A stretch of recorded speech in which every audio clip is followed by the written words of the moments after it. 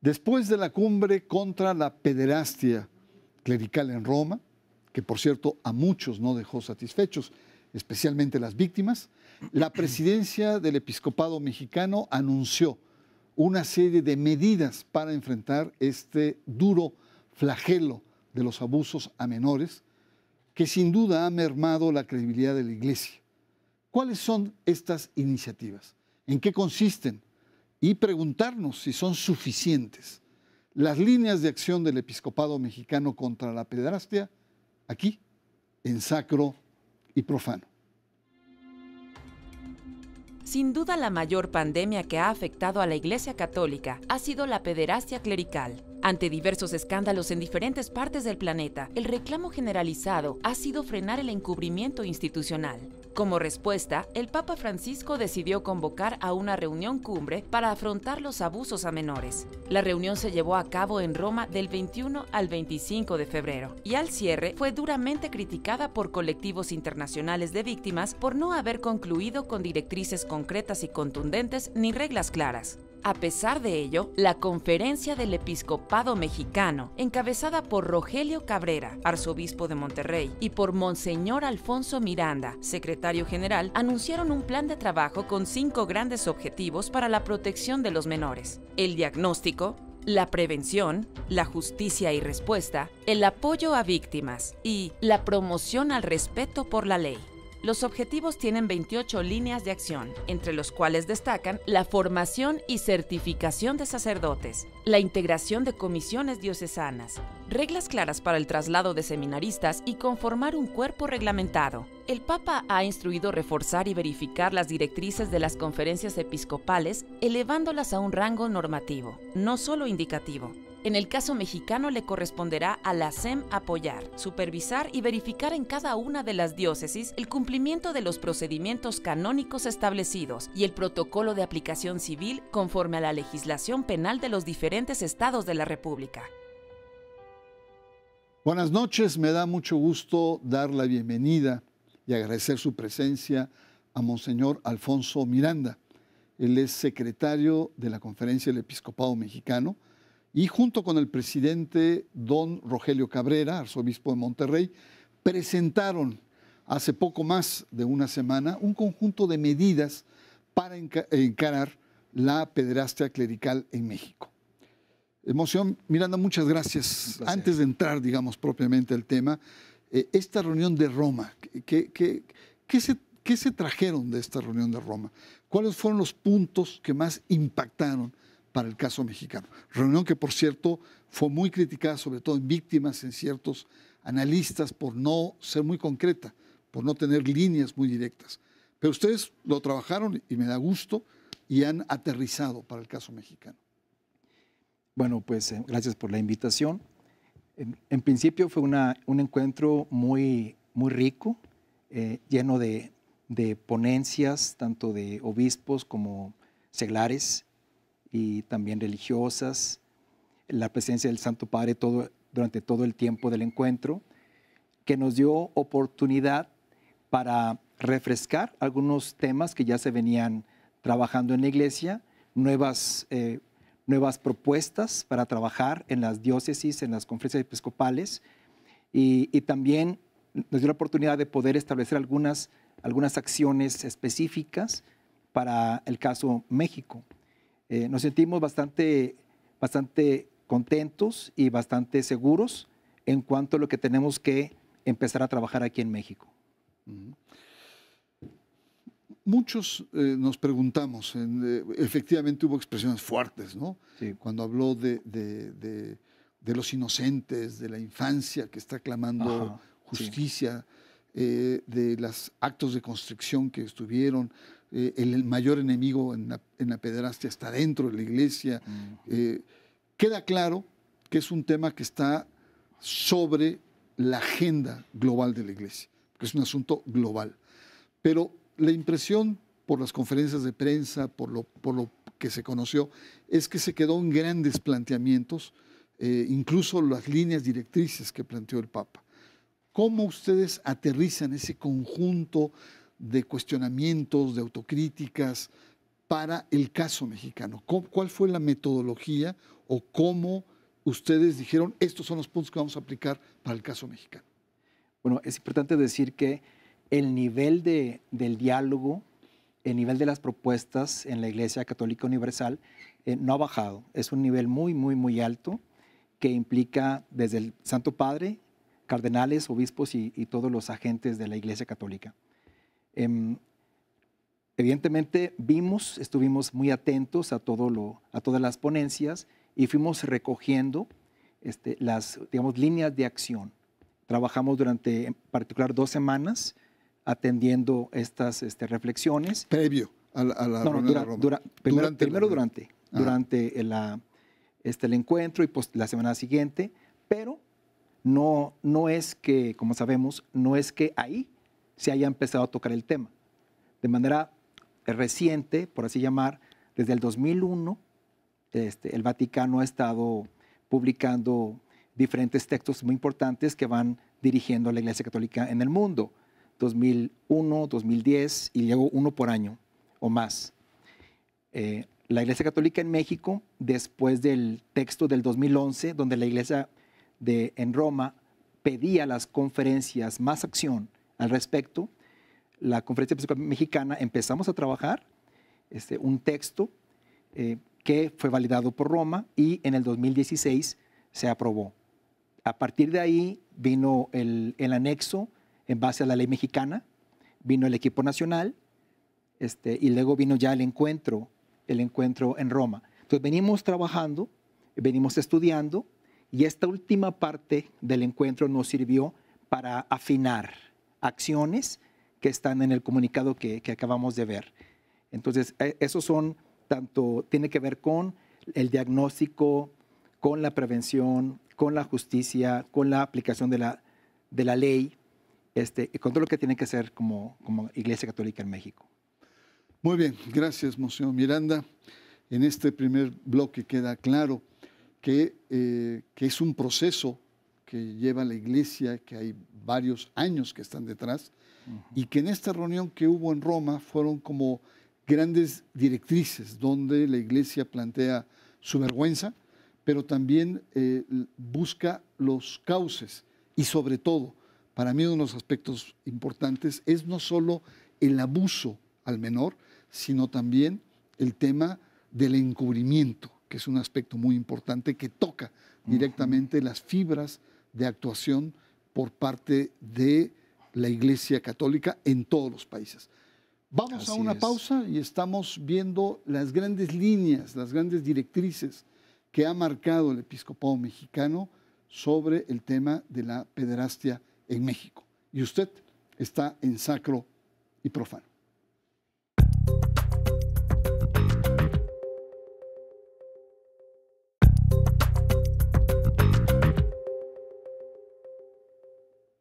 Regresamos, estamos analizando las principales líneas de acción por parte del episcopado mexicano en torno a la pederastia en México. Vimos cómo hay un proceso largo, pero fundamentalmente la reunión en Roma, que se realizó entre el 21 y el 25 de febrero, con el anuncio final del discurso del Papa, fueron grandes lineamientos, aspectos que marca el Papa y los obispos mexicanos, en este caso la conferencia, digamos, desglosa y hace una propuesta.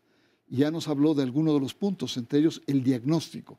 Va a ser la profundización de los expedientes, de los casos que están no solamente en estos 157 casos, sino en todo el país.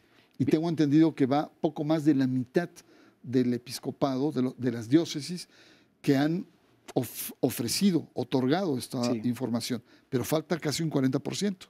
Sí, bueno, se habló en ese momento de 152, 157 que tenían un proceso canónico, nada más. ¿Sí? Y luego, ya nuestra investigación propia, pedimos los casos que se habían notificado al Ministerio Público. Hasta este momento llevamos 63 diócesis de 95 que ya nos han contestado. Y tenemos un total de 105 casos ya, pero la mayoría son solamente 8 laicos y el resto, ¿verdad? 97 son sacerdotes. Sí, entonces, eso es lo que tenemos ahorita en cuanto a números. Como dijimos en el comunicado, lo que se pretende ya después de Roma es que nuestros propios equipos, nuestros especialistas laicos, retomen toda la información. ¿Cómo? Se tendrá que ver si es en cada una de las diócesis o qué procedimiento vamos a emplear. Lo importante aquí es que cada obispo haya notificado, especialmente después del 2010, cuando se especificó y hubo el cambio de leyes en México, que se hiciera de parte de los obispos y que los obispos también pidieran a las víctimas que hicieran.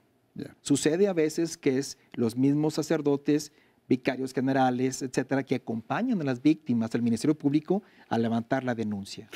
Muy bien. Háblenos sobre el tema de la prevención, que es donde más, digamos, hay más espesura, digamos, tanto conceptual como de acciones. La formación y selección de seminaristas, el evitar que no haya una regla o un conocimiento cuando cambian de un seminario a otro. El tema de la prevención le dieron mucha importancia en estas líneas de acción. ¿Por qué, Monseñor Miranda? Estamos tomando el tema, muy fuertemente, desde vigilar, cuidar el cambio. Cuando un seminarista desea irse a otro seminario, cuando un sacerdote pasa a otra diócesis, etcétera, tenemos que regular fuertemente esto para que evite algún tipo de problema de un sacerdote o un seminarista que con alguna tendencia, inclinación equivocada, etcétera, pueda ser un riesgo para la sociedad en otra diócesis. Por otra parte, necesitamos apuntalar lo que es la formación.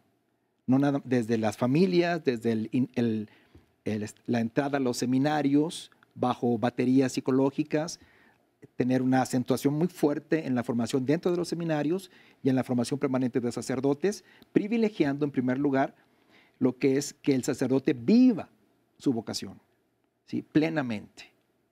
Eso es en primer lugar. Y evidentemente todo lo que tiene que ver con evitar cualquier tipo de inclinación peligrosa para la comisión de estos delitos. Estamos fuertemente con todas nuestras estructuras, provincial, diocesana, seminarios, vida consagrada, formación del clero, formación de seminarios, todos estamos metidos en esta acción. Otro punto importante es el rol de la Conferencia del Episcopado Mexicano. Usted nos ha descrito, la Iglesia tiene una estructura medieval, ¿no? Es decir, cada diócesis, podemos decir cada feudo diocesano, reporta directamente al Papa.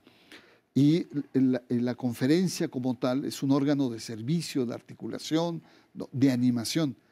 ¿En qué medida ahora hay un nuevo rol en el tema de pederastia de la Conferencia del Episcopado Mexicano? Es más normativo, me parece. Sí, bueno, es una estructura que universalmente funciona para que la Iglesia se mantenga en su operación evangelizadora. Fuimos a Roma y nuestro presidente, don Rogelio, llevaba la propuesta de pedir mayores facultades para las conferencias, ¿no? Entonces, en el número 5 del discurso del Papa Francisco, el 24 de febrero, ahí se anota que las líneas guía que tienen las conferencias episcopales pasan de ser meramente indicativas a tener un rol normativo. ¿Sí? Eso implica una mayor participación de la Conferencia Episcopal Mexicana en el tema de abusos. Falta ver solamente cómo se va a normar eso. Es solamente un párrafo que tiene que pasarse a normas y procedimientos. Muy bien, pues estamos conversando sobre las principales líneas de acción y hemos visto el diagnóstico, que no es sencillo. Tienen que participar todas las diócesis, el tema de la prevención, que también es complejo, que requiere una articulación, y el rol que debe jugar la conferencia del episcopado, que es un rol mucho más, digamos, proactivo, con más iniciativa y de supervisión incluso, y de formación. Por supuesto. Vamos a un tema central, después de una pausa, que es esta tensión entre la canonicidad de la Iglesia o las leyes internas con las leyes locales. Estamos hablando de las principales líneas de acción del episcopado en torno a este delicadísimo tema que es la pederastia eclesial. Y está usted en Sacro y Profano.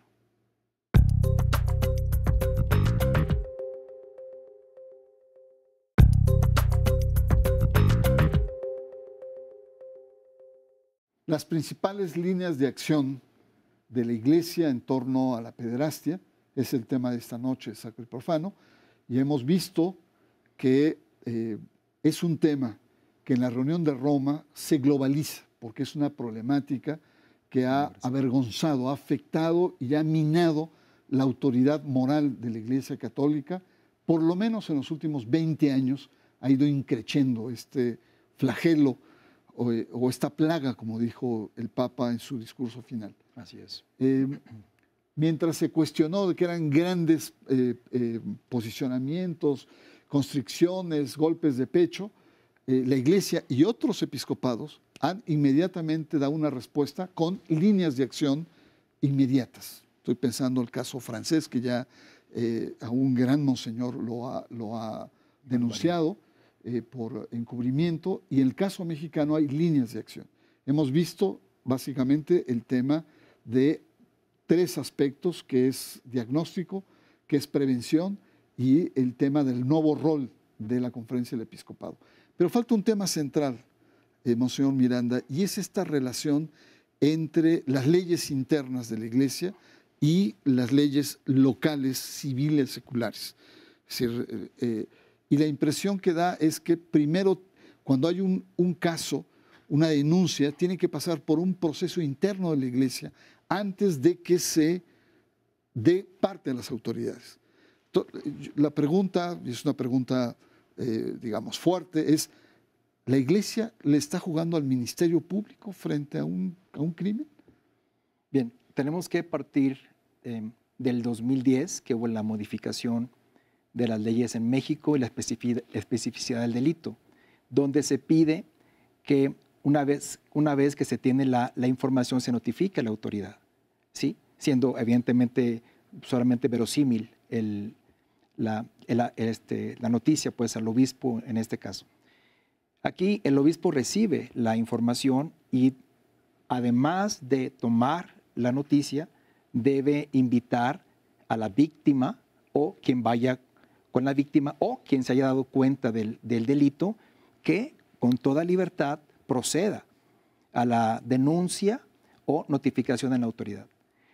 La Iglesia, por su parte, tiene que tomar las medidas cautelares. Esto es, quitar al sacerdote de su ministerio para que no ejerza, para que mientras se desarrolla una investigación, ¿sí? Insisto, por una parte la autoridad ministerial y por otra parte la Iglesia. En cuanto a verificar, preguntar a la víctima, preguntar al sacerdote, simplemente una investigación pues, lógica, por así llamar. Pero se da completa libertad, incluso se está promoviendo hoy por hoy la denuncia por parte de cualquier persona que tenga conocimiento o la víctima en su caso. Esto es muy importante porque anteriormente muchas de estas denuncias eran tramitadas al interior de la Iglesia y podían tardar años y las víctimas se fatigaban, se fastidiaban y no se daba. Ahora, lo que entiendo es que al tener, digamos, cierta consistencia esta denuncia, se puede dar aviso a la autoridad. Se tiene que dar aviso. Y la autoridad es la que decide si es falso, si es verdadero o no, sí, o está sustentada. Sí. No es en el caso de la Iglesia. La Iglesia cumple con este rol de denuncia. Sí, la Iglesia tiene que notificar, dar aviso a la autoridad para que ella, en su competencia, realice la investigación y dilucide la responsabilidad de la persona. Esto es muy importante porque, digamos, hay un triángulo, el que la víctima es doblemente víctima. Está el abuso en sí, bueno, sí, está el encubrimiento y el silencio, el código de silencio que se usó durante muchos años en la Iglesia, pero luego también está el tema de la poca acción que tiene el poder civil o secular. ¿no? Y se habla mucho, pues es el padrecito, es el cura, y hay consideraciones especiales, lo que se llama el fuero eclesiástico, que no existe formalmente, pero que en la cultura pesa. Y entonces ese triángulo hace que sea verdaderamente un infierno para la víctima. ¿Cómo enfrentar este infierno triangular? Ahora, bueno, hablando de infiernos, que le gusta mucho al Papa hablar de demonios. Bueno, en principio hay un ataque contra el clericalismo que tiene que ver con esos favores especiales o ese estatus diferente que se le da al sacerdote, que incluye, lamentablemente en el pasado, pues silencios o consideraciones, o a diferencia de hoy, donde prima el derecho de la víctima sobre del abusador, ¿sí? Entonces, hoy tenemos que cambiar completamente el paradigma. Hoy tiene la primacía la víctima, hay que escucharlo, acompañarlo, atenderlo globalmente, su familia, su entorno, e incluso acompañarlo, si es necesario, a realizar la denuncia respectiva. Muchas veces, por alguna razón, se resisten a hacer la denuncia, pero tenemos que promover, tanto iglesia, sociedad, gobierno, tienen que promover el aviso para que se lleve adelante la denuncia y esto no quede impune. Muchas gracias, Monseñor Alfonso Miranda. Como ustedes pueden ver, la palabra clave es ¿qué hacer? Es una palabra clave en la vida de la Iglesia, en su futuro mismo, en su viabilidad en tanto una institución de valores, de principios y, por supuesto, de espiritualidad. ¿Qué hacer en materia de abuso a menores? Es un tema global, es un tema que requiere acciones muy precisas, muy determinantes, y que la respuesta está no solamente en la Iglesia, sino también en la acción de los gobiernos y los estados para tener la capacidad de atraer estos casos y ser efectivos en las investigaciones ante las denuncias. Yo concluiría con una sola expresión lo que viene de futuro, y es una opción preferencial por las víctimas. Así es. Es el centro, el enfoque a víctimas. Así es. Muchas gracias por su presencia y, por supuesto, le espero la próxima semana aquí en Sacro y Profano.